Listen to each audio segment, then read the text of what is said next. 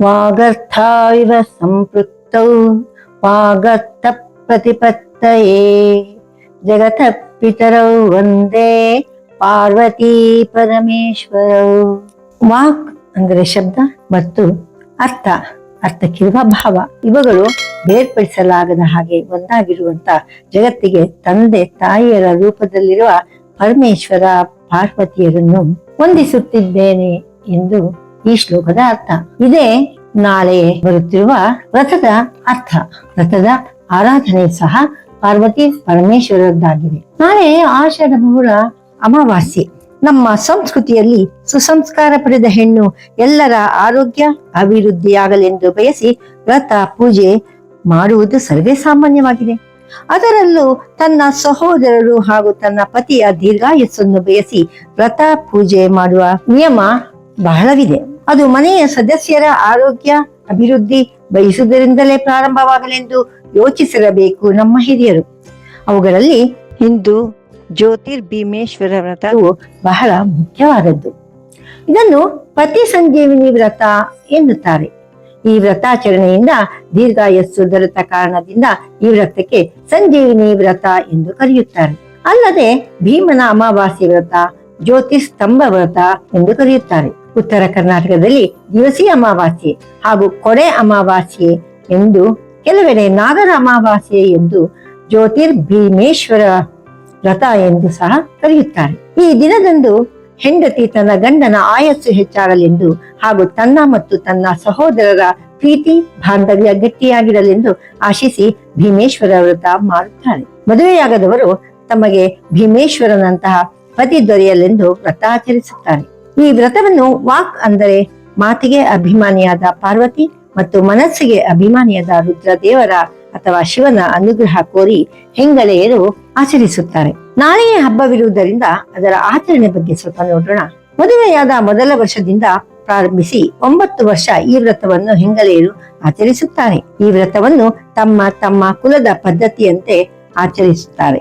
ಮದುವೆಯಾಗದವರು ಮಣ್ಣಿನಿಂದ ತಯಾರಿಸಿದ ಲಿಂಗಾಕಾರದ ಜೋಡಿ ಗೊಂಬೆಗಳನ್ನು ಅಥವಾ ವಿಗ್ರಹಗಳನ್ನು ಇಟ್ಟು ಅವುಗಳಲ್ಲಿ ಪಾರ್ವತಿ ಪರಮೇಶ್ವರರನ್ನು ಆಹ್ವಾನಿಸಿ ಅರಿಶಿನ ಕುಂಕುಮ ಅಕ್ಷತೆ ಪತ್ರೆ ಪುಷ್ಪಗಳಿಂದ ಪೂಜಿಸಿ 5 ವೀಳೆಯದೆಲೆ 5 ಅಡಿಕೆ 5 ತೆಂಗಿನಕಾಯಿ 5 ತರಹದ ಹಣ್ಣುಗಳು 5 ಕಡುಬು 5 ಇಡ್ಲಿ ನೈವೇದ್ಯ ಮಾಡುತ್ತಾರೆ.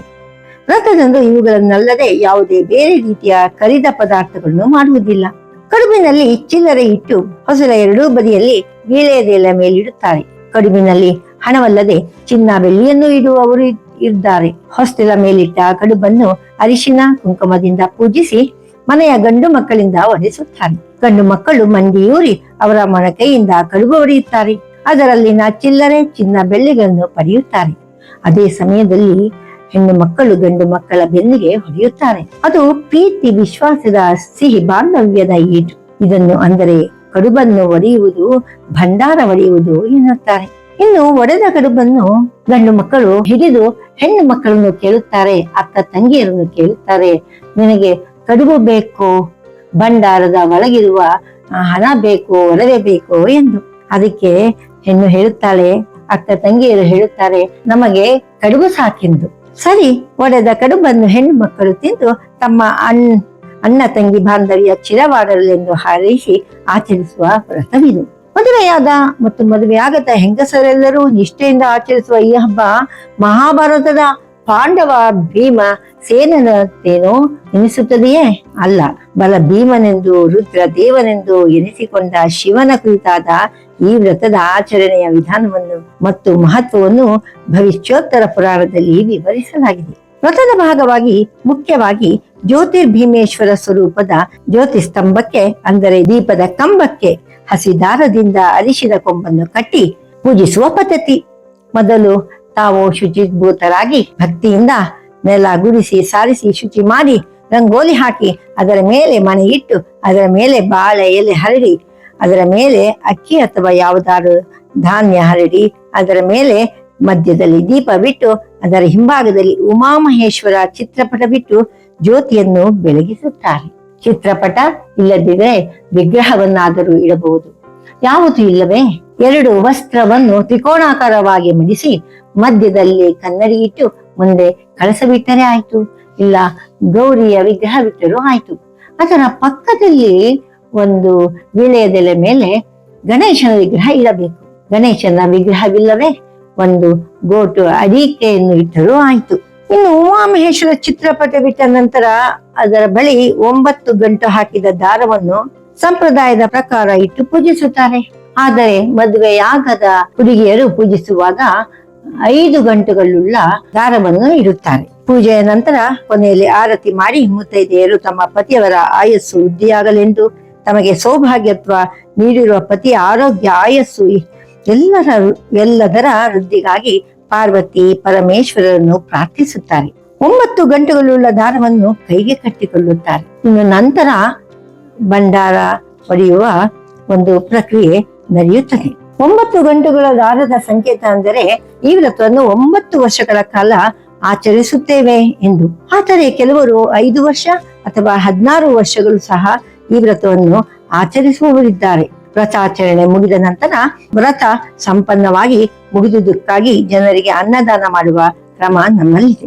ಆಷಾಢ ಮಾಸದಲ್ಲಿ ತವರು ಮನೆಗೆ ಹೋದ ಹೆಂಡತಿಯನ್ನು ಕರೆತರಲು ಗಂಡ ಮಾವನ ಮನೆಗೆ ಹೋದರೆ ಅಲ್ಲೇ ಗಂಡನ ಪೂಜೆ ಮಾಡುವ ಪದ್ಧತಿ. ಇಲ್ಲ ಆಷಾಢದಲ್ಲಿ ತವರು ಮನೆಗೆ ಹೋಗಿ ಅತ್ತೆ ಮನೆಗೆ ಹಿಂತಿರುಗಿದ ಹೆಣ್ಣು ಅತ್ತೆ ಮನೆಯಲ್ಲೇ ಈ ವ್ರತ ಆಚರಿಸುವ ಪದ್ಧತಿ. ಅಲ್ಲಿಗೆ ಅಣ್ಣ ತಮ್ಮಂದಿರು ಸಹ ಬರುವರು. ಭೀಮೇಶ್ವರನ ಪೂಜೆಗೆ ಮೊದಲು ಗಣಪತಿಯ ಪೂಜೆ ಮಾಡಿ ದೀಪಗಳಿಗೆ ಪೂಜೆ ಮಾಡಬೇಕು. ಹಬ್ಬದ ದಿನ ದೀಪವೇ ಶಿವನ ರೂಪ. ಗಣೇಶ ಅಷ್ಟೋತ್ತರ, ಶಿವನ ಅಷ್ಟೋತ್ತರ ಪಠಿಸಬೇಕು. ನಂತರ ಗಂಡನನ್ನು ಪೂಜಿಸಿ ಆಶೀರ್ವಾದ ಪಡೆಯುವ ಪದ್ಧತಿ ಇದೆ.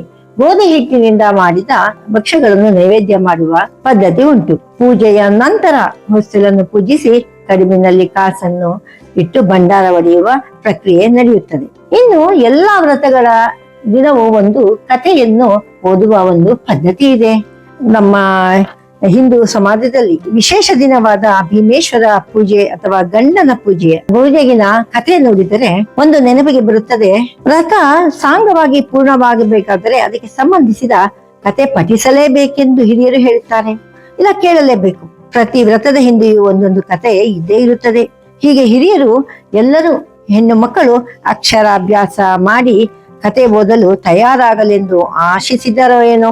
ಇದು ಇಂದು ಸಹ ಒಬ್ಬಳು ಮಹಿಳೆ ವಿದ್ಯಾವಂತರಾದರೆ ಒಂದು ಶಾಲೆ ತೆರೆದಂತೆ ಎಂಬ ಘೋಷಣೆ ಸರ್ಕಾರದಿಂದ ಮಾಡಲಾಗಿದೆ. ಯಾವ ಸದ್ದಿಲ್ಲದೆ ಇದನ್ನು ನಮ್ಮ ಪೂರ್ವಿಕರು ಮಾಡುತ್ತಾ ಬಂದಿದ್ದಾರೆ.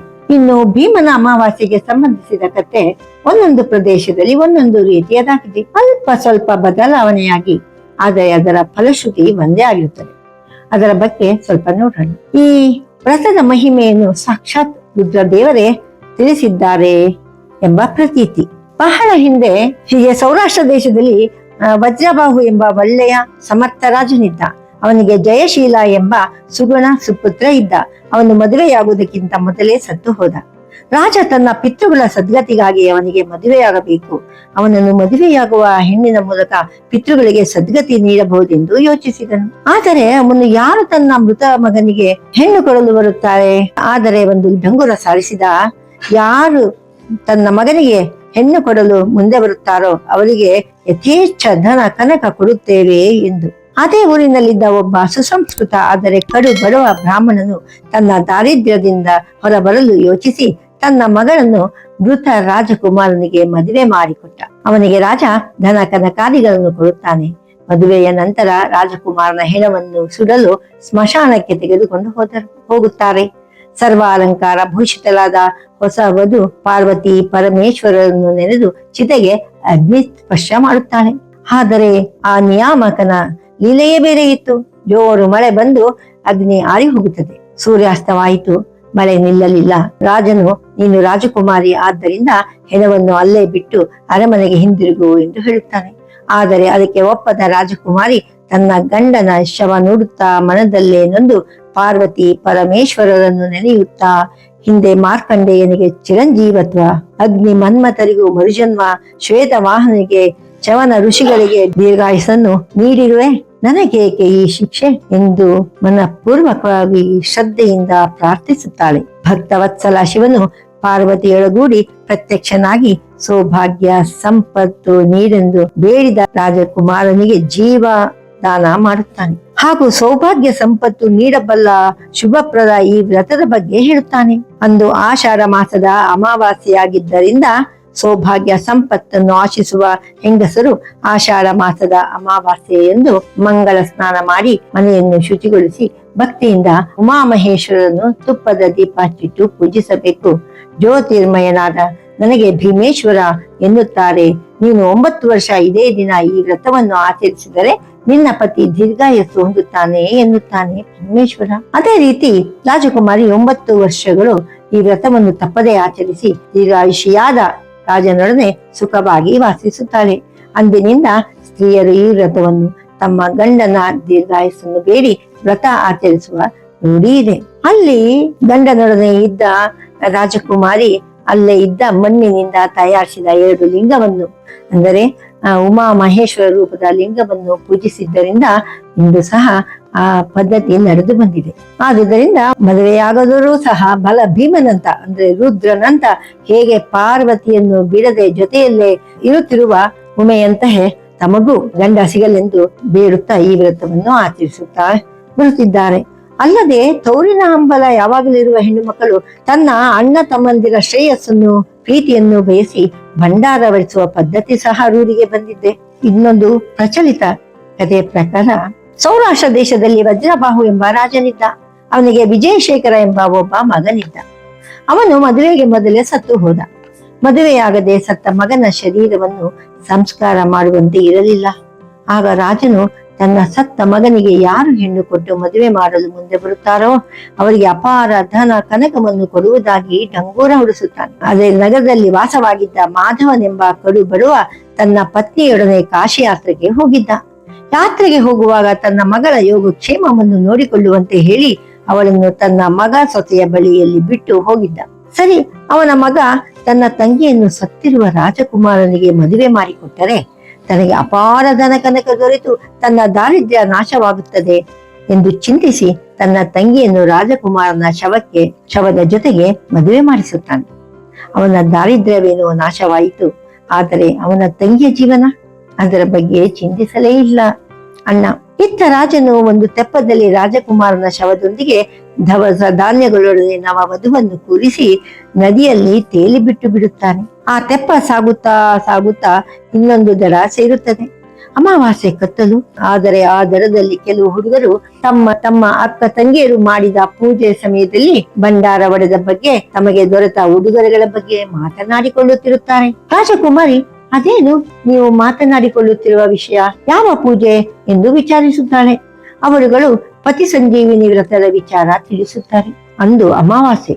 ಆ ಕತ್ತಲಲ್ಲಿ ಶುದ್ಧ ಸ್ಥಿರ ಮನಸ್ಸಿನಿಂದ ಪಾರ್ವತಿ ಪರಮೇಶ್ವರರನ್ನು ನೆನೆದು ತನ್ನ ಬಳಿ ಇದ್ದ ವಸ್ತುಗಳಿಂದಲೇ ದೇವರಿಗೆ ನೈವೇದ್ಯ ತಯಾರಿಸಿ ಅಲ್ಲೇ ಇದ್ದ ಮಣ್ಣಿನಿಂದ 2 ವಿಗ್ರಹಗಳನ್ನು ತಯಾರಿಸಿ ವ್ರತ ಮಾಡುತ್ತಾಳೆ ರಾಜಕುಮಾರಿ. ಭಂಡಾರ ಒಡೆಯಲು ಅಣ್ಣನಿಲ್ಲವಲ್ಲ ಎಂದು ಮರುಗುತ್ತಾಳೆ. ಅವಳ ಮರುಗುವಿಕೆಗೆ ಕರಗಿದ ಪರಮೇಶ್ವರ ಮಾರುವೇಷದಿಂದ ಬಂದ ಶಿವ, ಬೇಸರಿಸಬೇಡ ತಂಗಿ, ನಾನೇ ಭಂಡಾರ ಒಡೆಯುವೆ ಎಂದು ಭಂಡಾರ ಒಡೆಯುತ್ತಾನೆ. ಮತ್ತು ಅವಳ ಭಕ್ತಿಗೆ ಮೆಚ್ಚಿದ ಪಾರ್ವತಿ ಪರಮೇಶ್ವರರು ಪ್ರತ್ಯಕ್ಷರಾಗಿ ಅವಳ ಗಂಡನನ್ನು ಬದುಕಿಸಿ ಅವಳಿಗೆ ಸೌಭಾಗ್ಯ ಕರುಣಿಸುತ್ತಾರೆ. ರಾಜಕುಮಾರಿ ರಾಜಕುಮಾರನ ಜೊತೆ ರಾಜ್ಯಕ್ಕೆ ಹಿಂದಿರುಗಿ ರಾಣಿಯಾಗಿ ಅವಳ ಪರಿವಾರ ಸೇರುತ್ತಾರೆ. ಈ ಕಥೆಯಲ್ಲಿ ಈ ವ್ರತದ ಆಚರಣೆಯಿಂದ ರಾಜಕುಮಾರನ ಹೋದ ಪ್ರಾಣ ಪುನಃ ಬಂದಿದ್ದರಿಂದ ಈ ವ್ರತಕ್ಕೆ ಪತಿ ಸಂಜೀವಿನಿ ವ್ರತ ಎಂದು ಹೆಸರಾಗಿದೆ. ಈ ಕಥೆಯಲ್ಲಿ ಅಣ್ಣ ತಂಗಿಯನ್ನು ಮೃತನಿಗೆ ಮದುವೆ ಮಾಡಿಸಿದ್ದಾನೆ. ಆದರೂ ಸಹ ತಂಗಿ ಅಣ್ಣನನ್ನು ವ್ರತದ ಸಮಯದಲ್ಲಿ ನೆನೆಯುತ್ತಾಳೆ. ಅದೇ ನಮ್ಮ ಸಂಸ್ಕೃತಿಯಲ್ಲವೇ?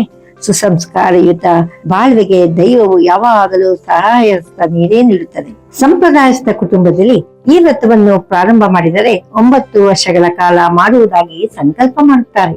ಇದನ್ನು ಆಷಾಢ ಬಹುಳ ಚತುರ್ದಶಿಯ ದಿನ ಮಾಡುವುದು ಸಹ ಧಾರ್ಮಿಕ ಆಚರಣೆಯಲ್ಲಿ ಬಂದಿದೆ. ವಿನಾಯಕ ವ್ರತದಲ್ಲಿರುವಂತೆ ಮೊದಲು ಕಲಶ ಪೂಜೆ, ಗಣಪತಿ ಪೂಜೆಯನ್ನೂ ಮಾಡಬೇಕು. ನಂತರ ವ್ರತದ ಪ್ರಾರಂಭವಾಗಿ ಉಮಾಮಹೇಶ್ವರಿ ಪೂಜೆಗಾಗಿ ದ್ವಾರಪಾಲಕ ಪೂಜೆ, ಪ್ರಾಣ ಪ್ರತಿಷ್ಠಾಪನೆಯನ್ನು ಆಗಮೋಕ್ತ ಕಲ್ಪದಂತೆ ಮಾಡಬೇಕು. ನಂತರ ಈಶ್ವರನನ್ನು ಉಮಾಮಹೇಶ್ವರ ಎಂದು ಕಲ್ಪನೆ ಮಾಡಿಕೊಂಡು ಅದರಂತೆ ಅಥಾಂಗ ಪೂಜೆ ಮಾಡಬೇಕು. ನಾಮ ಪೂಜೆ, ಪುಷ್ಪ, ಗ್ರಂಥಿ, ಪತ್ರೆ ಪೂಜೆ ಮಾಡಬೇಕು. ನಂತರ ಧೂಪ ಏಕಾರತಿ ನೈವೇದ್ಯ ಮಾಡಿ ಶಿವ ಅಷ್ಟೋತ್ತರ ಅಥವಾ ಸಹಸ್ರನಾಮ ಪೂಜೆ ಮಾಡಬೇಕು. ನಂತರ ಶ್ರದ್ಧೆ ಮತ್ತು ಭಕ್ತಿಯಿಂದ ವ್ರತದ ಕಥೆ ಕೇಳಬೇಕು. ಭೀಮೇಶ್ವರ ವ್ರತದ ಕಥೆ ಹೀಗಿದೆ. ನೈಮಿಷಾರಣ್ಯದಲ್ಲಿ ಶೌನಕಾದಿ ಮುನಿಗಳು ಪ್ರಾತಃ ಕಾಲದಲ್ಲಿ ಎದ್ದು ನಿತ್ಯ ಕರ್ಮಗಳನ್ನು ಮುಗಿಸಿ ಸೂತ ಮುನಿಗಳ ಹತ್ತಿರ ಬಂದು, ಎಲೈ ಸೂತ ಮಹಾಮುನಿಗಳೇ, ಸ್ತ್ರೀಯರು ತಮ್ಮ ಸೌಭಾಗ್ಯ ಪ್ರಾಪ್ತಿಗಾಗಿ ಸುಲಭವಾಗಿ ಆಚರಿಸುವ ವ್ರತ ಇದ್ದರೆ ತಿಳಿಸಬೇಕು ಎಂದು ಕೇಳುತ್ತಾರೆ. ಸೂತ ಪುರಾಣಿಕರು ಹೇಳಿದ ಭೀಮೇಶ್ವರ ವ್ರತಕತೆ ಈ ರೀತಿ ಇದೆ. ಈ ವ್ರತವನ್ನು ಆಷಾಢದ ಅಮಾವಾಸ್ಯೆ ಎಂದು ಆಚರಿಸಬೇಕು.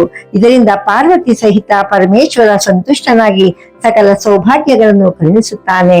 ಕಳಸಗಳ ಮೂಲಕ ಭೀಮೇಶ್ವರನನ್ನು ಮಂತ್ರಪೂರ್ವಕವಾಗಿ ಆರಾಧನೆ ಮಾಡಿ ಷೋಡಶೋಪಚಾರ ಪೂಜೆಗಳನ್ನು ಮಾಡಬೇಕು. ಕೃತಯುಗದಲ್ಲಿ ಸೌರಾಷ್ಟ್ರ ಎಂಬ ಪ್ರಾಂತ್ಯದಲ್ಲಿ ವಜ್ರಬಾಹು ಎಂಬ ರಾಜನಿದ್ದನು. ಅವನು ಪ್ರಜಾಪಾಲಕನು ಮತ್ತು ಅಪರಿಮಿತ ಶಿವಭಕ್ತಿಯಿಂದ ಸದ್ಗುಣವಂತನಾಗಿದ್ದನು. ಪರಮೇಶ್ವರನನ್ನು ಪೂಜಿಸಿದ ಫಲವಾಗಿ ಇವರಿಗೆ ಗಂಡು ಮಗುವಿನ ಜನನವಾಯಿತು. ಆ ಮಗುವಿಗೆ ಶೇಖರ ಎಂದು ನಾಮಕರಣ ಮಾಡಿದರು. ಮಗನು ಪ್ರಾಪ್ತ ವಯಸ್ಸಿಗೆ ಬಂದಾಗ ಅವನಿಗೆ ಯೋಗ್ಯ ಮನೆತನದ ಹೆಣ್ಣನ್ನು ತಂದು ವಿವಾಹ ಮಾಡಿ ಆ ಮೂಲಕ ವಂಶೋದ್ಧಾರ ಮಾಡಬೇಕೆಂಬ ಸಂಕಲ್ಪ ಹೊಂದಿದ್ದನು. ಆದರೆ ಭಗವಂತನ ಉದ್ದೇಶವೇ ಬೇರೆ ಇತ್ತು. ಅಲ್ಪ ಆಯಸ್ಸನ್ನು ಹೊಂದಿದ್ದರಿಂದ ಶೇಖರ ಮೃತನಾದನು. ಇದರಿಂದ ರಾಜ ವಜ್ರಬಾಹುವಿಗೆ ಬಹಳ ದುಃಖ ಮತ್ತು ಸಂತಾಪ ಉಂಟಾಯಿತು. ಮಗನಿಗೆ ವಿವಾಹ ಮಾಡಬೇಕೆಂಬ ಅವನ ಆಸೆ ಈಡೇರಲಿಲ್ಲ. ಮಗನ ಶವಕ್ಕಾದರೂ ವಿವಾಹ ಮಾಡಿಸಿ ನೋಡಿ ಸಂತೋಷ ಪಡಬೇಕು ಎಂದುಕೊಂಡು ಮಧುಶೋಧನೆಗೆ ತೀವ್ರ ರೀತಿಯ ಪ್ರಯತ್ನ ಮಾಡಿದನು. ಕುಂಟ, ಕುರುಡ, ವೃದ್ಧ ಯಾರಿಗೆ ಬೇಕಾದರೂ ಇನ್ನು ಸಿಗಬಹುದು. ಆದರೆ ಸತ್ತಿರುವ ವ್ಯಕ್ತಿಗೆ ಸಿಗಲು ಸಾಧ್ಯವೇ? ವಿವಾಹ ಮಾಡಿಕೊಂಡರೆ ಪತಿಯ ಶವದೊಡನೆ ಸಹಗಮನ ಮಾಡಬೇಕು ಎಂಬುದು ಆ ಕಾಲದ ಪದ್ಧತಿ. ಹಾಗಾಗಿ ಯಾರೊಬ್ಬರೂ ಸಹ ಸತ್ತ ರಾಜಕುಮಾರನಿಗೆ ಹೆಣ್ಣು ಕೊಡಲು ಮುಂದೆ ಬರಲಿಲ್ಲ. 10 ಲಕ್ಷ ಧನವನ್ನು ಕೊಡುವುದಾಗಿ ಆಸೆ ಹುಟ್ಟಿಸಲಾಯಿತು. ಆ ಪಟ್ಟಣದಲ್ಲಿ ಅತ್ಯಂತ ದರಿದ್ರನಾದ ಮಾನಸ ಎಂಬ ಬ್ರಾಹ್ಮಣನಿದ್ದನು. ಅವನು ಕಡು ಬಡತನದಿಂದ ಪತ್ನಿ ಮತ್ತು ಮಕ್ಕಳ ಜೊತೆ ಜೀವಿಸುತ್ತಿದ್ದನು. 9 ಮಂದಿ ಗಂಡು ಮಕ್ಕಳು, 5 ಮಂದಿ ಹೆಣ್ಣು ಮಕ್ಕಳ ದೊಡ್ಡ ಸಂಸಾರದಲ್ಲಿ ಬಡತನ ಕಾಡುತ್ತಿತ್ತು. ಆಗ ರಾಜನ ಡಂಗೂರ ವಾರ್ತೆ ಕೇಳಿ ತನ್ನ ಮಕ್ಕಳಲ್ಲಿ ಶೀಲೆ ಎಂಬ ಮಗಳನ್ನು ತ್ಯಾಗ ಮಾಡಲು ನಿರ್ಧರಿಸಿದನು. ಪತ್ನಿ ಒಪ್ಪಲಿಲ್ಲ. ಆದರೆ ಬಡತನದಿಂದ ಬೇಸತ್ತಿದ್ದ ಮಾನಸ ಬ್ರಾಹ್ಮಣ ರಾಜನ ಜೊತೆ ವ್ಯವಹಾರ ಒಪ್ಪಂದ ಮಾಡಿಕೊಂಡನು. ಶವದ ಜೊತೆ ಶೀಲೆ ಎಂಬ ಬಾಲಕಿಯ ವಿವಾಹ ನಡೆಯಿತು. ಇದಾದ ಮೇಲೆ ಶವದ ಜೊತೆ ಸಹಗಮನ ಮಾಡಲಿ ಎಂದು ಶೀಲೆಯನ್ನು ಚಿತೆಯ ಮೇಲೆ ಕೂರಿಸಿ ಬಂದರು. ಅವಳು ರಾತ್ರಿಯ ವೇಳೆ ಏಕಾಂಗಿಯಾಗಿದ್ದಳು. ಪರಮೇಶ್ವರನನ್ನು ಕುರಿತು ಅನನ್ಯ ಭಕ್ತಿಯಿಂದ ಪ್ರಾರ್ಥನೆ ಮಾಡಿದಳು. ತನ್ನ ಪತಿಯ ಪ್ರಾಣ ಉಳಿಸಬೇಕೆಂದು ಬೇಡಿಕೊಂಡಳು. ಆಗ ಪಾರ್ವತಿ ಸಮೇತನಾಗಿ ಶಂಕರನು ಶೀಲೆಗೆ ದರ್ಶನ ನೀಡಿದನು. ತಪಸ್ಸು ಅಥವಾ ವ್ರತ ಮಾಡದೆ ವರ ನೀಡಲು ಸಾಧ್ಯವೇ? ಅದಕ್ಕಾಗಿ ಸ್ತ್ರೀಯರ ಸಕಲ ಪಾಪಗಳನ್ನು ಹೋಗಲಾಡಿಸಿ ಮಾಂಗಲ್ಯ ಮತ್ತು ಸೌಭಾಗ್ಯವನ್ನು ಶಾಶ್ವತವಾಗಿ ಉಳಿಸುವ ವ್ರತದ ಉಪದೇಶ ಮಾಡಿದನು. ಆ ವ್ರತವೇ ಪತಿ ಸಂಜೀವಿನಿ ಅಥವಾ ಭೀಮೇಶ್ವರ ವ್ರತ. ಆಷಾಢ ಮಾಸದ ಕೃಷ್ಣ ಪಕ್ಷದ ಅಮಾವಾಸ್ಯ ದಿನದಂದು ಸಂಜೆಯ ತನಕ ಉಪವಾಸವಿದ್ದು ಈ ವ್ರತ ಮಾಡಬೇಕು. ಪೂಜಾ ಸ್ಥಾನದಲ್ಲಿ ಮಂಟಪ ನಿರ್ಮಾಣ ಮಾಡಬೇಕು. ಅಕ್ಕಿ ಅಥವಾ ಗೋಧಿ ತುಂಬಿರುವ ಹರಿವಾಣದ ಮೇಲೆ ಕಳಸ ಮತ್ತು 2 ಗೊಂಬೆಗಳನ್ನು ಶಿವ ಪಾರ್ವತಿ ಅಥವಾ ಉಮಾ ಮಹೇಶ್ವರ ಎಂಬ ರೀತಿ ರೂಪಿಸಬೇಕು. 2 ದೀಪದ ಕಂಬಗಳಲ್ಲಿ ಜ್ಯೋತಿಯನ್ನು ಬೆಳಗಿಸಬೇಕು. ನಂತರ ಶಿವಾರಾಧನೆ ಮಾಡಿ ಆಚಾರ್ಯರನ್ನು ದಕ್ಷಿಣೆ ದಾನಗಳಿಂದ ಗೌರವಿಸಬೇಕು. ಈ ರೀತಿ 5 ವರ್ಷಗಳ ಕಾಲ ವ್ರತವನ್ನು ಮಾಡಬೇಕು. ಅಂತ್ಯದಲ್ಲಿ ಆಗಮೋಕ್ತ ಕಲ್ಪದ ಪ್ರಕಾರ ವ್ರತದ ಉದ್ಯಾಪನೆಯನ್ನು ಮಾಡಬೇಕು. ಇದರಿಂದ ಮಂಗಳಕರ ಮುತ್ತೈದೆ ಭಾಗ್ಯ ಶಾಶ್ವತವಾಗಿರುವುದು. ಐಶ್ವರ್ಯ, ಸಂತಾನ ಅಭಿವೃದ್ಧಿಯಾಗಿ ಆ ಕುಟುಂಬದಲ್ಲಿ ಸುಖ ನೆಮ್ಮದಿ ಉಂಟಾಗುವುದು ಎಂದು ಹೇಳಿ ಪರಮೇಶ್ವರ ಪಾರ್ವತಿ ಸಮೇತನಾಗಿ ಆಶೀರ್ವಾದ ಮಾಡಿದನು. ಶೀಲೆಯು ಜ್ಯೋತಿಸ್ತಂಭವನ್ನು ವಿದ್ಯುಕ್ತ ರೀತಿಯಲ್ಲಿ ಬೆಳಗಿಸಿ ವ್ರತವನ್ನು ಭಕ್ತಿ ಮತ್ತು ಶ್ರದ್ಧೆಯಿಂದ ಮಾಡಿದನು. ಇದರ ಫಲವಾಗಿ ಚಿತೆಯಲ್ಲಿ ಶವವಾಗಿದ್ದ ಶೇಖರ ಬದುಕಿದನು. ಈ ಸಂಗತಿ ವಜ್ರಬಾಹು ರಾಜನಿಗೆ ತಿಳಿಯಿತು. ಸಂತೋಷಗೊಂಡ ಅವನು ಶೇಖರ್ ಮತ್ತು ಶೀಲೆಯ ವಿವಾಹವನ್ನು ಮತ್ತೊಂದು ಸಲ ಅತ್ಯಂತ ವಿಜೃಂಭಣೆಯಿಂದ ಮಾಡಿದನು. ಶೀಲೆ ತನ್ನ ಪತಿಯೊಡನೆ ಭೀಮೇಶ್ವರ ವ್ರತವನ್ನು ಭಕ್ತಿ ಮತ್ತು ಶ್ರದ್ಧೆಯಿಂದ ತುಂಬಾ ವರ್ಷಗಳ ಕಾಲ ಮಾಡಿ ನಂತರದಲ್ಲಿ ಶಿವನ ಸಾಮ್ರಾಜ್ಯ ಸೇರಿದರು. ಕೆಲವರು ಈ ವ್ರತವನ್ನು ನಿವೇದನೆಗಾಗಿ ನಾನಾ ರೀತಿಯ ಭಕ್ಷ್ಯ ಪರಮಾನ್ನಗಳನ್ನು ಮಾಡುತ್ತಾರೆ. ಕೆಲವರು ಈ ವ್ರತದಲ್ಲಿ ನಿವೇದನೆಗಾಗಿ ನಾನಾ ರೀತಿಯ ಭಕ್ಷ್ಯ ಪರಮಾನ್ನಗಳನ್ನು ಮಾಡುತ್ತಾರೆ. ಮುಂಭಾಗದ ಹೊಸಿಲನ್ನು ಮಂಗಳ ದ್ರವ್ಯಗಳಿಂದ ಪೂಜೆ ಮಾಡಿ ಅದರ ಮೇಲೆ ಕರಿದ ಕಡುಬು ಮತ್ತು ಯಥಾಶಕ್ತಿ ಹಣ ಇಡುತ್ತಾರೆ. ಇದು ಯಥಾ ಪ್ರಕಾರ ಮೊದಲೆರಡು ಕಥೆಗಳಲ್ಲಿ ಹೇಳಿದಂತೆ ಭಕ್ಷ್ಯ ಬೇಕೋ ಭಂಡಾರ ಬೇಕೋ ಎಂದು ಅಣ್ಣ ಕೇಳುತ್ತಾನೆ. ತಂಗಿಗೆ ಭಕ್ಷ್ಯ ಕೊಟ್ಟು ಭಂಡಾರ ರೂಪದ ಹಣವನ್ನು ತಾನು ಇಟ್ಟುಕೊಳ್ಳುತ್ತಾನೆ. ಈ ವ್ರತ ಅನಾದಿ ಕಾಲದಿಂದ ಆಚರಣೆಯಲ್ಲಿದ್ದು ಆಷಾಢ ಮಾಸದಲ್ಲಿ ಆಚರಿಸುವ ವಿಶೇಷ ಹಬ್ಬವಾಗಿದೆ. ಕನ್ಯರು ಸಂಪ್ರದಾಯ ರೀತಿಯಲ್ಲಿ ಅಲಂಕರಿಸಿಕೊಂಡು ಸಡಗರ, ಸಂತೋಷ ಮತ್ತು ಭಕ್ತಿಯಿಂದ ಈ ವ್ರತವನ್ನು ಆಚರಿಸುತ್ತಾರೆ. ಜ್ಯೋತಿರ್ರೂಪನಾದ ಭೀಮೇಶ್ವರ ಸಂತುಷ್ಟನಾಗಿ ಸಕಲ ಸೌಭಾಗ್ಯವನ್ನು ಕರುಣಿಸುತ್ತಾನೆ ಎಂಬಲ್ಲಿಗೆ ಭವಿಷ್ಯೋತ್ತರ ಪುರಾಣದಲ್ಲಿನ ಜ್ಯೋತಿರ್ಭೀಮೇಶ್ವರ ವ್ರತ ಸಂಪೂರ್ಣವಾಯಿತು. ನಮ್ಮ ಸನಾತನ ಸಂಸ್ಕೃತಿಯನ್ನು ಉಳಿಸೋಣ, ಬೆಳೆಸೋಣ, ಮುಂದಿನ ಪೀಳಿಗೆಗೆ ತಿಳಿಸೋಣ. ಶ್ರೀ ಕೃಷ್ಣಾರ್ಪಣಮಸ್ತು. ಧನ್ಯವಾದ. ಹರಿ ಓಂ ತತ್ಸತ್.